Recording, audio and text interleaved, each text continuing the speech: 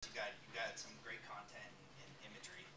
We think there's an opportunity for you to get your design to work a little harder for you and use that a little better. So that's what my comments will mainly be about. There was a lot of white space over here and a lot of what we think wasted opportunity to kind of communicate with people. So we try to tighten this up a bit, and we also want to kind of think about call to action too. We thought one interesting thing would be to actually make a couple different emails based on if you've donated before and if you have not, and you're just on the newsletter, and kind of dial up the donate call to action depending on it. This would be the version that if you had donated before and you kind of want to see where your money's going. So cleaned up the header a little bit. Brought your brand front and center. Thought the e-news was a little dominating there, and obviously if we were working with you, we'd talk to you about that name potentially. Brought this over from the site, the Real Hope. If that's a good thing that you brand yourselves with, that'd obviously be a good idea. You can quickly see that we've got table of contents over here, so people can understand really fast what this email is about. Dialed up the featured story, so if you've got something going on, or if there is something you really want people to know about, that's more front and center. You've got a little more opportunity there. In terms of the body, we just made it a little more readable, like I said, tightened it up. We thought it would be interesting to also test imagery. Your images over here are about people getting help. We thought it would be interesting to see what happens if you're showing people more in their natural environment where they need it, and to see what would happen with the donate call to action. So that's something you might want to test. Popular links, another chance to get them right here with some call to action. Obviously validation with these guys as we talked about before. So that pretty much does it. But just kind of tightening it up a little bit is a really good opportunity for you. Awesome, thanks, Mike. Our next contender, eROI.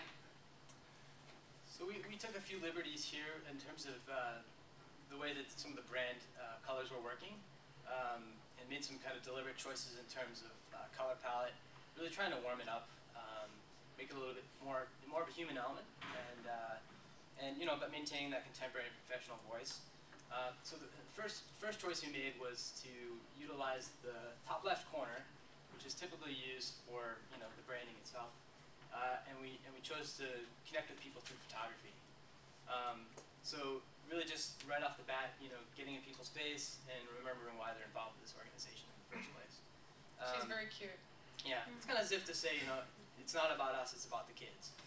And we agreed it was really important to kind of create a focal point.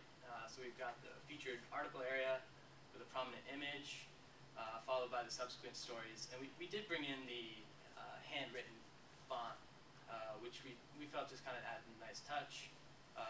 Working with the Real Hope, we included that also in some of these areas. But the biggest thing we really felt lacked in the other email was kind of the actions. And so we developed this kind of toolbar on the right-hand column, and we divided it into two different areas. So ways to give, and subsequent links, and a strong call to action for donations.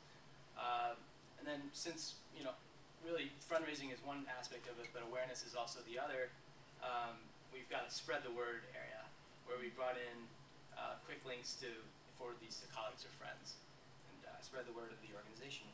So we've got a rich, highly legible design, connects with people on an emotional level, but still serves the business goals of the organization. Excellent, thank you. And our third contender, Responsys. Julian, take it away.